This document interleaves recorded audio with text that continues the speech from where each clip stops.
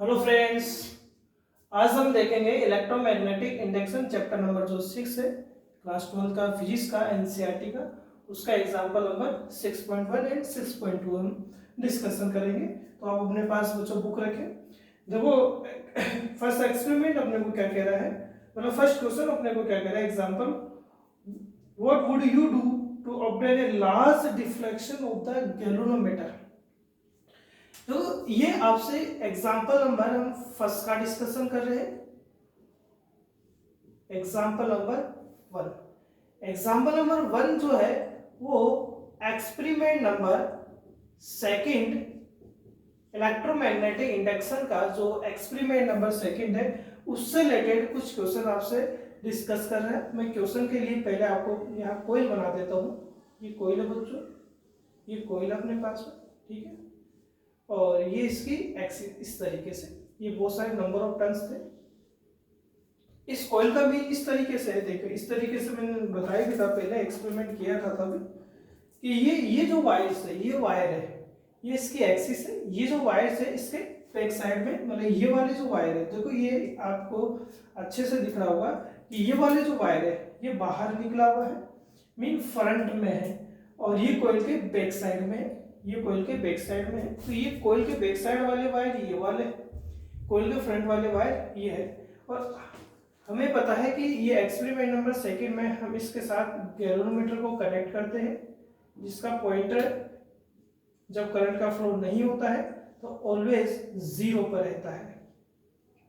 इसके पास में भी एक सेकंड कॉइल होती है, और इस कॉइल में या इस कॉइल का जो कनेक्शन होता है वो हम इलेक्ट्रिक सर्किट से करते हैं। क्वेश्चन अपने पास क्या कह रहा है, क्वेश्चन अपने पास ये कह रहा है कि आप इस एक्सपेरिमेंट नंबर सेकंड में यहाँ पर जो गैल्वेनोमीटर दे रखा है उसमें डिफ्लेक्शन को किस तरीके से इंक्रीज कर सकते हैं। तो देखो मैंने एक्सपेरिमेंट में उस समय समझाया था कि हम कैसे कर सकते हैं। तो मैंने बताया आपको, अच्छे से बताया कि आप क्या करें कि जैसे मान लो कि यहाँ करंट का फ्लो, जैसे मान लो एक तो आप 5 वोल्ट का बैटरी का यूज कर रहे हैं, एक आप 10 वोल्ट की बैटरी का यूज कर रहे हैं। आप ये पाएंगे कि 5 वोल्ट का बैटरी आपको इस सर्किट में कम करंट देगा, 10 वोल्टेज का जो बैटरी होगा इस सर्किट में करंट ज्यादा देगा। इसका मीन अपने पास ही हुआ कि यदि आप वोल्टेज इंक्रीज कर दें तो वोल्टेज यदि आप इंक्रीज कर देंगे, वोल्टेज इंक्रीज करने से यहाँ करंट इंक्रीज होगा, इस सर्किट में करंट इंक्रीज होगा।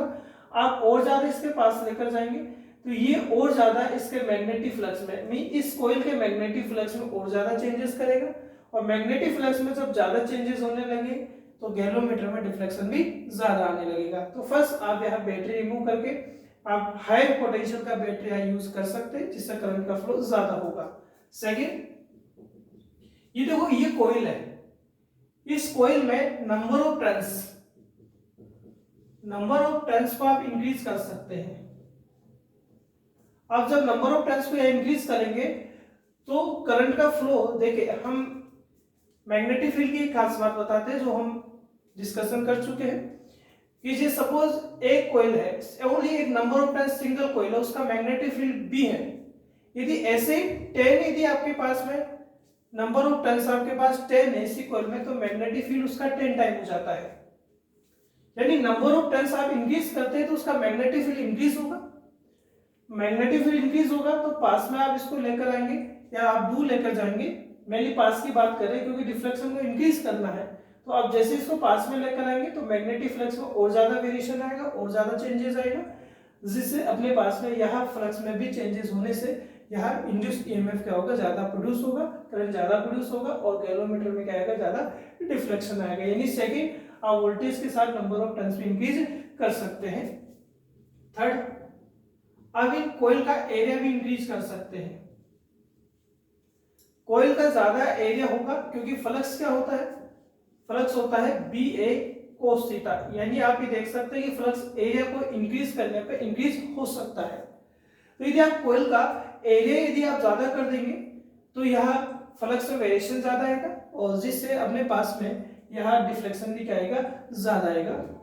और भी आप कर सकते हैं, इसके अंदर आप सॉफ्ट आयरन कोर का यूज कर सकते हैं फॉर आप सॉफ्ट आयरन कोर का यूज कर सकते हैं। सॉफ्ट आयरन कोर का रेटेंटिविटी जो होता है यानी जो मैग्नेटिज्म जो होता है वो ज्यादा होता है। सॉफ्ट आयरन कोर का मैग्नेटिज्म ज्यादा होने की वजह से यहाँ मैग्नेटिक फ्लक्स ज्यादा चेंजेस आएंगे, जिससे यहाँ डिफ्लेक्शन भी क्या होगा अपने पास ज्यादा होगा। तो ये एक्सपेरिमेंट नंबर सेकंड से आपसे क्वेश्चन पूछा है एग्जांपल नंबर फर्स्ट में। फर्स्ट का 2 पार्ट है, ये फर्स्ट पार्ट है। सेकंड पार्ट आपसे ये कह रहा है कि इस गैलोमीटर को यदि आप हटा दें, यहां से यदि गैलोमीटर को आप रिमूव कर देते हैं, फिर आप इसमें करंट का फ्लो करवा रहे हैं और इस गैलोमीटर को कॉइल को पास ला रहे हैं या दूर लेकर जाते हैं, तो अब यहाँ देखो गैलोमीटर नहीं है, और गैलोमीटर नहीं होने के बाद में गैलोमीटर के एब्सेंस में आपको किस तरीके से यहाँ पर पता लगेगा कि यहाँ पर करंट क्या होने लगा, प्रोड्यूस होने लगा है। तो आप क्या कर सकते हैं, तो यहाँ पर बल्ब लगा सकते हैं, यहाँ पर क्या लगा सकते हैं, बल्ब का यूज कर सकते हैं।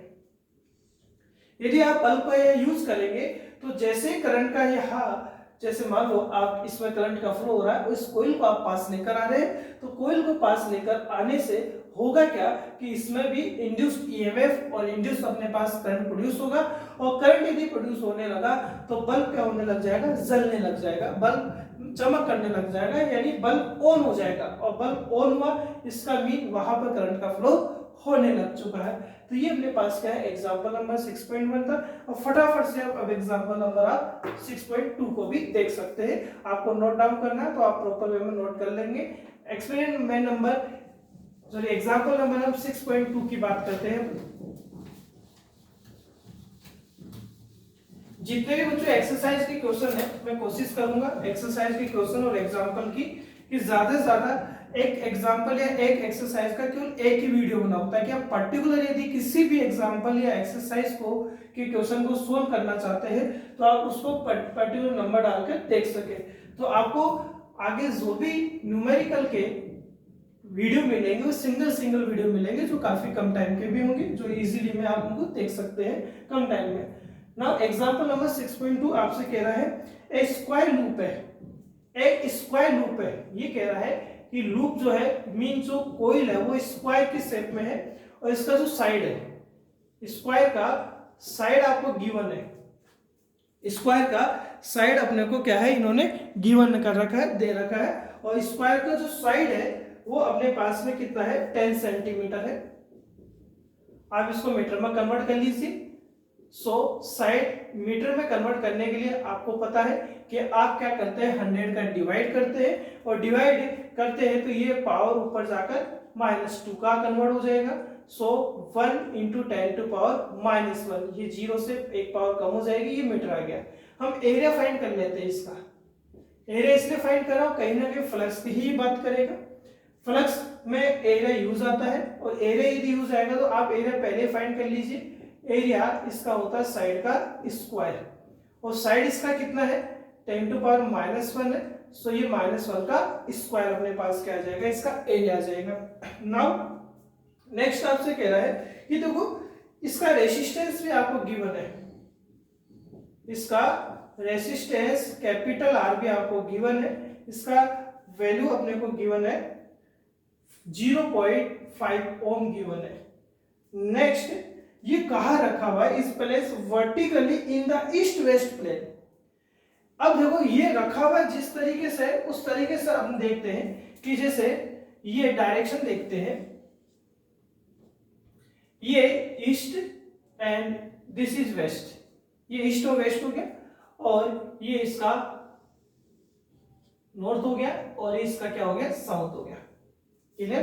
तो north south we we we we mean हम मीन्स WE, W यानी वेस्ट, और ये क्या हो चुका है, ईस्ट हो चुका है। अब देखो ये कैसे रखा हुआ, ये अपने पास में जो स्क्वायर है वो रखा हुआ कैसे, उसको हम देखते हैं। ये इसको रखा है, देखो कैसे, ये वर्टिकली रखा हुआ है।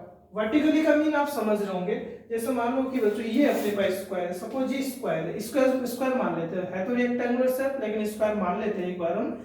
ये रखा हुआ कैसे, देखो ये वेस्ट और ईस्ट तो इस तरीके से अपने को दे रखा है इसने, लेकिन ये स्क्वायर इसके वर्टिकल रखा हुआ, ये वेस्ट और ईस्ट डायरेक्शन में देखेंगे हॉरिजॉन्टल है, लेकिन ये स्क्वायर इसका वर्टिकल है, मीन इसके परपेंडिकुलर रखा हुआ, मीन ये आपके पास में स्क्वायर ऐसा रखा हुआ है भाई, स्क्वायर ऐसा रखा हुआ है, तो हमें ये पता होना चाहिए कि ये इसका जो एरिया होगा, वेक्टर एरिया होगा, उसका डायरेक्शन क्या रहेगा, तो वेक्टर एरिया का डायरेक्शन इधर, मीन इसके परपेंडिकुलर। अब यदि ये वर्टिकल रखा हुआ है तो इसका परपेंडिकुलर क्या रहेगा, हॉरिजॉन्टल रहेगा, हॉरिजॉन्टल रहेगा। इसका मीन हुआ कि इसका वर्टिकल रखने पर जो इसका एरिया जो रहेगा वो इस डायरेक्शन में या इस डायरेक्शन में रहेगा, लेकिन आपसे ये कह रहा है कि ये कैसे रखा हुआ है, ईस्ट वेस्ट में रखा हुआ है। तो देखिए ये हम बात करते हैं कि इसको बना लेते हैं एक तरीके से, कि रखने का इसका जो स्टाइल है वो इस तरीके से, ये स्क्वायर की थोड़ी सी शेप समझे आप इसको, अब इसको स्क्वायर समझे। ये इसका साइड अपने को गिवन है, इस तरीके से रखा हुआ, तो इसका जो वेक्टर एरिया रहेगा, मीन इसका जो एरिया का डायरेक्शन जो रहेगा वो इस तरीके से रहेगा। ये एरिया इसका हो चुका है। नेक्स्ट आपसे क्या कह रहा है, जिस मैग्नेटिक फील्ड में एक यूनिफॉर्म मैग्नेटिक फील्ड, एक यूनिफॉर्म मैग्नेटिक फील्ड आपको गिवन है, मैग्नेटिक फील्ड बी का वैल्यू गिवन है, यूनिफॉर्म मैग्नेटिक फील्ड है ये, तो इसका वैल्यू अपने को गिवन है कितना, 0.10 Tesla. Tesla is the unit of magnetic field. ये अब ये है कैसा, इस मैग्नेटिक फील्ड का डायरेक्शन आपको दे रखा है, a uniform magnetic field is set up across the plane in the north east direction. देखो ये नॉर्थ है और ये ईस्ट है आपके पास में। ये जो मैग्नेटिक फील्ड लाइंस है, ये जो मैग्नेटिक फील्ड लाइंस है वो कौन सी डायरेक्शन में जा रही है अपने पास में, ये नॉर्थ ईस्ट डायरेक्शन में जा रही है। ये नॉर्थ ईस्ट हो गया आपके पास में, ये मैग्नेटिक फील्ड लाइंस है। और ये मैग्नेटिक फील्ड लाइंस कैसे जा रही है, नॉर्थ ईस्ट में जा रही है। यदि magnetic field line north east में जा रहा है, इसका मीन देखो ये हुआ, देखो यहां समझते हैं हल्का सा, ये इधर वेक्टर एरिया है, ये वेक्टर में एरिया का डायरेक्शन है, इधर ये नॉर्थ डायरेक्शन है और ये ईस्ट डायरेक्शन है, ये ईस्ट मान लेते हैं और ये नॉर्थ है अपने पास। मैग्नेटिक फील्ड जो है बच्चों, जो मैग्नेटिक फील्ड है वो नॉर्थ और ईस्ट में है, यानी मैग्नेटिक फील्ड का रिजल्टेंट जो है वो नॉर्थ और ईस्ट में है, इस तरीके से। इसका मीन नॉर्थ और ईस्ट का मीन क्या होता है कि नॉर्थ और ईस्ट का जस्ट मिड, यदि इन दोनों के मिड में 90 डिग्री है तो ये जस्ट मिड जो होगा वो यहां से 45 डिग्री होगा और यहां से भी कितना डिग्री होगा, 45 डिग्री होगा। यानी इनिशियल कंडीशन में यहां जो बी और ए के मिड में एंगल बन रहा है वो 45 डिग्री का क्रिएट हो रहा है अपने पास में। नेक्स्ट अपने से ये कह रहा है कि the magnetic field is decrease, यानी इनिशियली तो इस तरीके से था अपने पास में, अब इनिशियली यदि एंगल अपने पास दे रखा है तो इनिशियली तो मैग्नेटिक फ्लक्स फाइंड कर लेंगे, लेकिन बाद में ही कह रहा है कि ये मैग्नेटिक जो अपने पास में फील्ड था वो डिक्रीज होकर जीरो हो चुका है। यदि मैग्नेटिक फील्ड जीरो हो जाएगा बाद की कंडीशन में, तो आपके पास में फ्लक्स भी फाइनल कंडीशन का जीरो हो जाएगा। यानी क्वेश्चन में फाइनल कंडीशन का फ्लक्स 5 to 2 कितना दे रखा है, जीरो दे रखा है। और आपसे क्या कह रहा है, ये जो टाइमिंग है जितने टाइम में जीरो हो रहा है वो 0.70 सेकेंड है। नाउ आपसे क्या पूछा है, मैग्नीट्यूड पूछा है, ईएमएफ का, इंड्यूस ईएमएफ का एंड करंट का आपसे पूछा है इस टाइम इंटरवल में। तो देखो बच्चों अपने को ये पता होना चाहिए कि E इक्वल्स टू, हमने इलेक्ट्रोमैग्नेटिक इंडक्शन का सेकंड लॉ बताया था, उससे ईएमएफ फाइंड करना सिखाया था, उसका ईएमएफ d∅dt होता है। ये लॉ अच्छे से हमने एक्सप्लेन किया था, जिस बच्चे ने नहीं देखा वो जाकर एक बार वीडियो देख सकते हैं, आपको अच्छे से समझ में आ जाएगा। अब देखते हैं तो E का मीन क्या हुआ, E का मीन हुआ change in flux. Change in flux का मीन हुआ अपने पास में final flux minus initial flux, और dt का मीन हम ये कह सकते हैं टोटल टाइम। मीन यदि आपने फाइनल फ्लक्स फाइंड कर दिया, क्योंकि फाइनल फ्लक्स तो देखो इसे दे भी रखा कितना है, जीरो, क्योंकि मैग्नेटिक फील्ड बाद में डिक्रीज होगा, जीरो हो गया। φ1 आपको फाइंड करना पड़ेगा। φ1 की कंडीशन के लिए आपको θ1 दे रखा है, एरिया अपने को दे रखा है, क्योंकि फ्लक्स के लिए आपको एरिया का मैग्नेटिक फील्ड का रिक्वायरमेंट रहेगा, और टोटल टाइम अपने को 0.70 सेकंड दे रखा। तो E इक्वल्स टू अपने पास देखिए φ1 फाइंड करेंगे। φ1 क्या होगा, BA cos 45 डिग्री, क्योंकि इनिशियल कंडीशन में θ1 45 डिग्री है, so φ1 is a B What is the value? B is the magnetic field. Magnetic field is 0.10 Tesla. Now in next area, area हम पहले फाइंड कर चुके हैं, ऑलरेडी हम फाइंड कर चुके हैं। तो देखो साइड का स्क्वायर था, साइड का स्क्वायर तो 10⁻² मीटर स्क्वायर हो जाएगा।